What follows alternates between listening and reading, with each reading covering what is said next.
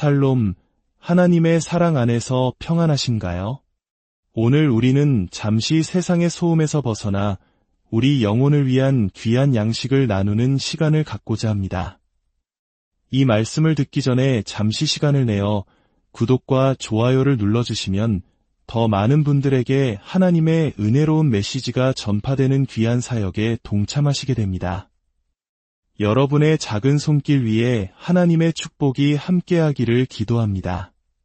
자, 이제 성경을 펴시고 오늘 말씀에 귀를 기울여 주시기 바랍니다.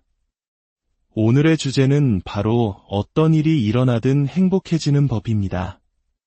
격동의 시대를 살아가는 우리 모두에게 반드시 필요한 삶의 기술이 아닐까 생각합니다. 성경에서 행복에 관한 하나님의 말씀을 배우고 싶을 때 우리는 언제나 빌립보서를 펼치게 됩니다. 빌립보서는 성경 전체에서 가장 긍정적이고 기쁨이 넘치는 책으로 알려져 있습니다. 그런데 놀라운 사실은 사도 바울이 이 편지를 썼을 때가 그의 인생에서 가장 어둡고 절망적인 순간이었다는 점입니다. 그는 차갑고 축축한 로마의 지하 감옥에 갇혀 있었고 24시간 내내 쇠사슬로 경비병에게 묶여있는 신세였습니다. 하지만 바울은 알았습니다. 어떤 상황에서도 행복해지는 법을 말입니다.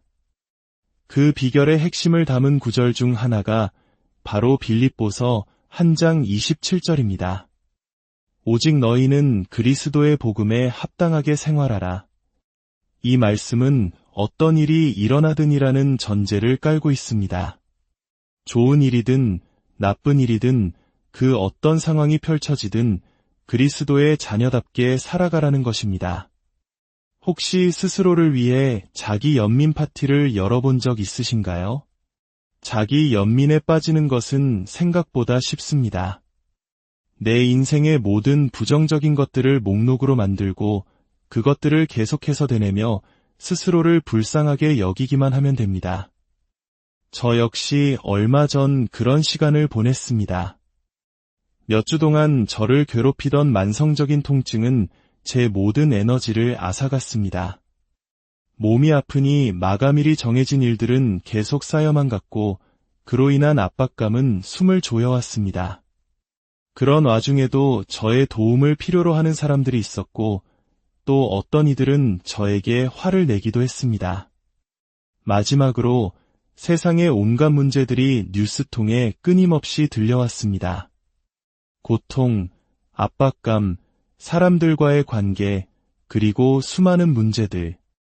이것들이 바로 우리의 행복을 앗아가는 가장 흔한 기쁨의 도둑들입니다. 아마 여러분도 이 4가지 도둑들이 매우 익숙하실 겁니다. 오늘 우리는 빌립보서 1장을 통해 사도 바울이 이 4가지 기쁨의 도둑들을 어떻게 다루었는지 배우게 될 것입니다. 자기 연민에 깊이 빠져 있던 순간 제 마음속에 이런 생각이 스쳤습니다. 이 모든 게 정말 싫다. 나는 지금 정말 불행해. 여러분도 이런 감정을 느껴보신 적이 있으신가요? 저는 매 순간 하나님과 대화하며 살아가려고 노력합니다. 성경은 쉬지 말고 기도하라고 말씀하셨고 이는 하루 종일 하나님과 대화를 이어가라는 의미이기 때문입니다. 나는 불행해라는 생각이 들자마자 제 마음속에서 성령님께서 주시는 작은 질문이 들려왔습니다. 너는 계속 불행하게 머물고 싶으냐? 저는 즉시 대답했습니다. 아니요, 주님. 저는 불행 속에 머물고 싶지 않습니다. 그렇습니다. 사랑하는 성도 여러분. 하나님께서는 행복이 선택이라고 말씀하십니다. 행복은 환경에 달려있는 것이 아니라 우리의 선택에 달려 있습니다. 우리는 행복을 선택해야만 합니다. 많은 사람들이 행복을 찾아다녀야 할 무언가로 오해하지만 행복은 찾는 것이 아니라 만들어가는 것이고 선택하는 것입니다.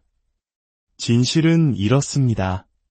당신의 상황이 어떻든 지금 당신의 삶에 무슨 일이 일어나고 있든 당신은 당신이 선택한 만큼만 행복할 수 있습니다. 당신의 불행을 다른 누구의 탓으로도 돌릴 수 없습니다. 고통에도 불구하고, 압박감에도 불구하고, 사람들과의 갈등과 수많은 문제들에도 불구하고, 당신은 당신이 선택한 만큼 행복합니다. 우리가 저지르는 가장 흔한 실수 중 하나는 만되면 그땐 행복할 텐데라고 생각하는 것입니다. 학교만 졸업하면 행복할 거야. 좋은 사람을 만나 결혼하면 행복할 거야. 승진만 하면, 은퇴만 하면 행복할 거야. 만약 바울이 이런 생각을 했다면 그는 감옥에서 나가기만 하면 그땐 행복할 텐데 라고 말했을 겁니다. 하지만 진실은 이렇습니다. 만약 당신이 지금 당신의 환경에도 불구하고 행복을 선택하는 법을 배우지 못한다면 당신의 남은 인생 내내 당신의 불행을 탓할 고통과 압박감, 사람들과 문제들은 계속해서 나타날 것입니다. 오늘 우리가 살펴볼 빌립보서 한 장의 배경을 잠시 설명해 드리겠습니다. 바울은 이 편지를 쓰기 직전 4년 동안 끔찍한 시간들을 보냈습니다. 그는 거짓 고소로 가이사랴 감옥에서 2년을 보냈고 재판을 받기 위해 로마로 향하던 중 배가 난파되었습니다. 무인도에 표류하다 독사에 물리기도 했습니다. 마침내 로마에 도착해서는 또다시 2년 동안 깊고 어두운 지하 감옥에 갇히게 되었습니다. 바울에게는 불행해질 모든 이유가 있었습니다. 억울해하고 분노하고 두려워하고 우울해할 모든 권리가 있었습니다. 자기 연민 파티를 열기에 충분한 자격이 있었죠. 하지만 그는 그 어두운 감옥에서 성경에서 가장 긍정적인 책 빌립보서를 썼습니다. 빌립보서 한 장 12절부터 30절까지 바울은 어떤 상황에서도 행복할 수 있는 4가지 원칙, 4가지 선택을 그의 삶으로 보여줍니다. 오늘 이 실질적인 말씀을 통해 우리도 바울과 같은 선택을 할 수 있기를 소망합니다. 첫 번째 원칙입니다. 어떤 일이 일어나도 행복할 수 있는 첫 번째 선택은 하나님은 어떤 것에서도 선을 이끌어내실 수 있다는 것을 기억하는 것입니다. 로마서 8장 28절의 유명한 말씀을 기억하실 겁니다. 우리가 알거니와 하나님을 사랑하는 자 곧 그의 뜻대로 부르심을 입은 자들에게는 모든 것이 합력하여 선을 이루느니라. 이 구절은 일어나는 모든 일이 선하다고 말하지 않습니다. 세상에는 악하고 나쁜 일들이 많습니다. 하지만 이 말씀은 일어나는 모든 일 속에서 하나님께서 선을 위해 일하신다고 약속합니다. 선한 것은 일어나는 사건 그 자체가 아니라 심지어 우리 삶의 나쁜 일조차도 선하게 사용하시는 하나님의 역사입니다. 우리가 하나님의 관점을 갖지 못할 때 우리는 좌절하고 불행해집니다. 행복한 사람들은 더 큰 그림을 봅니다. 그들은 고통과 문제, 사람들과 압박감을 넘어 하나님의 더 큰 계획을 바라봅니다. 빌립보서 한 장 12절에서 바울의 고백을 들어보십시오. 형제들아, 내가 당한 일이 도리어 복음 전파의 진전이 된 줄을 너희가 알기를 원하노라. 이것은 자기 연민과는 완전히 다른 관점입니다. 하나님께서 이 모든 고난을 선하게 사용하고 계신다는 믿음의 고백입니다. 바울은 오랫동안 로마 제국의 심장부인 로마에서 복음을 전하기를 꿈꿨습니다. 아마 그의 계획은 콜로세움을 빌려 매일 밤 수많은 사람들에게 설교하는 것이었을 겁니다. 하지만 하나님의 계획은 달랐습니다. 하나님은 그를 네로 황제의 죄수로 만드셨습니다. 왕실의 죄수가 됨으로써 그는 다른 죄수들은 결코 만날 수 없는 핵심 인물들에게 복음을 전할 기회를 얻었습니다. 그는 24시간 내내 황제의 친위대에게 쇠사슬로 묶여 있었습니다. 황제의 친위대는 시저가 직접 뽑은 최정예 요원들이었고 4시간씩 교대로 근무했습니다. 계산을 해볼까요? 바울은 로마 감옥에 2년 이상 있었습니다. 4시간마다 경비병이 바뀐다면 2년 동안 무려 4,380명의 각기 다른 경비병들이 그에게 묶여 있었던 셈입니다. 상상해 보십시오. 바울에게 묶인 경비병들은 꼼짝없이 그의 복음을 들어야만 했습니다. 누가 진짜 죄수였을까요? 그 결과 빌립보서 4장에서는 네로 황제의 가족 중 일부가 그리스도인이 되었다고 기록하고 있습니다. 놀랍지 않습니까? 이것이 바로 쇠사슬이 만들어낸 기적, 체인 리액션이었습니다. 또한 감옥에 갇혔기 때문에 바울은 가만히 앉아 신약 성경의 절반이 넘는 서신서들을 기록할 수 있었습니다. 지금 우리가 읽고 있는 이 빌립보서도 그중 하나입니다. 모든 상황을 두려움이 아닌 믿음으로 마주하십시오. 당신의 문제와 고통, 사람들과 압박감을 당신의 관점이 아닌 하나님의 관점으로 바라보는 법을 배우십시오. 이것이 바로 영원한 행복으로 가는 첫 번째 발걸음입니다. 믿음으로 문제에 맞설 때 그것은 믿지 않는 자들에게는 증거가 되고 믿는 다른 형제자매들에게는 격려가 됩니다. 두 번째 원칙입니다. 어떤 일이 일어나도 행복할 수 있는 두 번째 선택은 다른 사람이 나의 태도를 지배하게 두지 않는 것입니다. 바울이 감옥에 있는 동안 많은 사람들이 그의 사역을 비판했습니다. 그가 쓰러져 있을 때 발로 차는 이들도 있었습니다. 그를 비방하고 판단하고 헐뜯었습니다. 물론 그의 곁에는 동역자들도 있었지만 그가 없는 틈을 타 경쟁하는 이들도 있었고 그의 사역을 아예 무너뜨리려는 해방꾼들도 있었습니다. 여러분의 삶에도 이런 네 종류의 사람들이 있을 것입니다. 비판자, 동역자, 경쟁자, 그리고 해방꾼. 이들을 다루는 법을 모른다면 당신의 삶은 행복하기 어려울 것입니다. 비판은 우리의 행복을 가장 빨리 앗아가는 것 중 하나입니다. 우리는 모두 사랑받고 싶어하기 때문입니다. 하지만 기억하십시오. 행복해지기 위해 다른 사람의 인정이나 허락은 필요하지 않습니다. 행복은 당신의 선택입니다. 바울의 태도를 보십시오. 빌립보서 1장 18절입니다. 그러면 무엇이냐 거칠애로 하나 참으로 하나 무슨 방도로 하든지 전파되는 것은 그리스도니 이로써 나는 기뻐하고 또한 기뻐하리라. 바울은 다른 사람들이 무엇을 하든 그것이 중요하지 않다고 말합니다. 중요한 것은 어떤 식으로든 그리스도의 메시지가 전해지고 있다는 사실이며 그렇기에 자신은 기뻐하고 또 기뻐할 것이라고 선포합니다. 그는 비판자든 경쟁자든 그 누구도 자신의 기쁨을 훔쳐가도록 내버려두지 않겠다고 결단한 것입니다. 다른 사람의 인정에 목숨을 걸면 그들의 비난에 죽게 될 것입니다. 행복을 찾는 잘못된 방법입니다. 행복해지기 위해 다른 누구의 인정도 필요 없다는 것을 배워야 합니다. 당신은 당신이 선택한 만큼 행복합니다. 세 번째 원칙입니다. 어떤 일이 일어나도 행복할 수 있는 세 번째 선택은 하나님께서 모든 것을 결국 해결해 주실 것을 신뢰하는 것입니다. 당신은 당신의 삶에 일어난 일에 대해 걱정하거나 혹은 예배할 수 있습니다. 공황에 빠지거나 혹은 기도할 수 있습니다. 믿음을 갖거나 혹은 두려워할 수 있습니다. 빌립보서 1장 19절에서 바울은 이렇게 말합니다.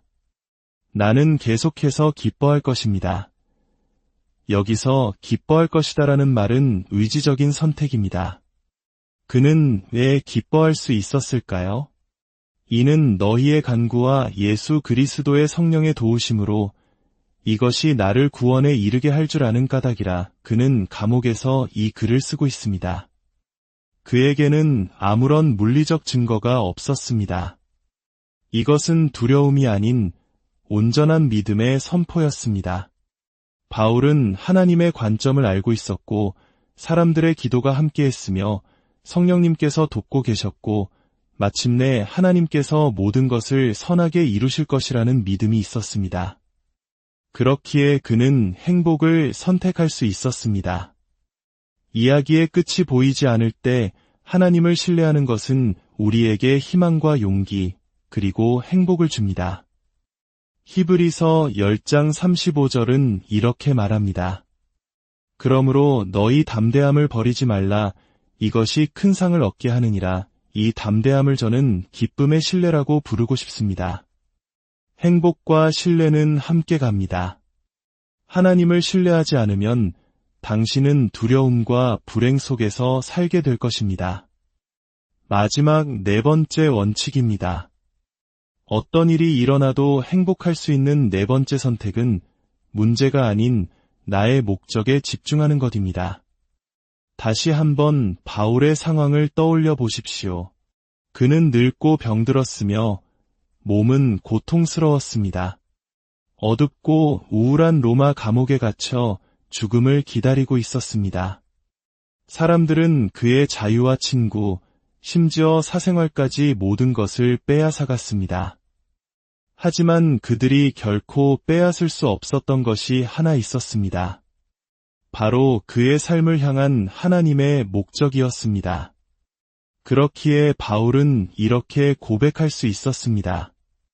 만일 육신으로 사는 이것이 내일의 열매일진데 무엇을 택해야 하는지 나는 알지 못하노라. 내가 그 둘 사이에 끼었으니 차라리 세상을 떠나서 그리스도와 함께 있는 것이 훨씬 더 좋은 일이라. 그렇게 하고 싶으나 내가 육신으로 있는 것이 너희를 위하여 더 유익하리라. 바울에게는 사는 목적도 죽는 목적도 분명했습니다. 살아있는 동안에는 다른 사람들을 섬김으로 하나님께 영광을 돌리는 것이고 죽은 후에는 영원히 하나님과 함께하는 것이었습니다. 행복은 자기만족이나 이기적인 삶에서 오지 않습니다. 행복은 자기 희생에서 옵니다. 하나님께 영광을 돌리고 다른 사람들을 섬기기 위해 사는 삶에서 진정한 행복이 샘솟습니다. 바울은 그의 삶의 목적과 행복의 이유 전체를 성경에서 가장 유명한 한 문장으로 요약합니다. 빌립보서 1장 21절입니다.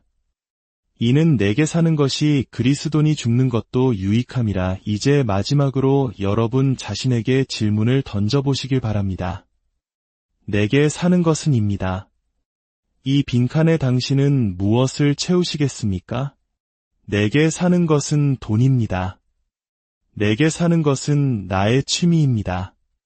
내게 사는 것은 사람들의 인정입니다. 내게 사는 것은 성공입니다. 당신이 이 빈칸을 어떻게 채우느냐가 당신의 남은 인생의 행복을 결정할 것입니다. 다른 모든 것들은 결국 불행으로 이어지지만 어떤 상황에서도 행복으로 이어지는 답은 오직 하나뿐입니다. 오늘 이 문제를 해결하고 남은 생을 최고의 삶으로 만들 준비가 되셨습니까? 이제 우리 함께 고개를 숙여 기도하겠습니다. 사랑하는 예수님, 저는 종종 제 상황이 저의 행복을 결정하도록 내버려 두었음을 고백합니다. 고통과 문제, 압박감과 사람들, 이 기쁨의 도둑들이 제 행복을 훔쳐가도록 허락했습니다. 하지만 이제는 더 이상 그렇게 살고 싶지 않습니다. 오늘부터 바울이 보여준 이 4가지 행복의 원칙들을 제 삶 속에서 실천하기 원합니다.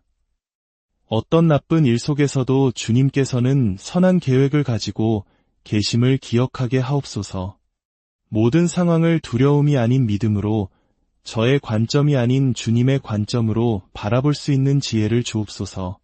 다른 사람의 말과 행동이 저의 행복을 지배하지 못하도록 제 마음을 지켜주시고 제가 이해할 수 없는 일들 속에서도 모든 것을 합력하여 선을 이루실 주님을 온전히 신뢰하게 하옵소서. 그리고 제 삶의 문제들이 아닌 주님께서 제게 주신 목적에 집중하게 하옵소서. 제 남은 생이 주님을 섬기고 다른 이들을 섬기는 데 사용되기를 원합니다. 오늘 이후로 내게 사는 것은 그리스도입니다. 라고 고백하며 살아가게 하옵소서. 진정한 행복의 근원이신 주님께서 제 삶의 모든 영역을 다스려 주시고 인도하시고 보호하시고 사용하여 주옵소서.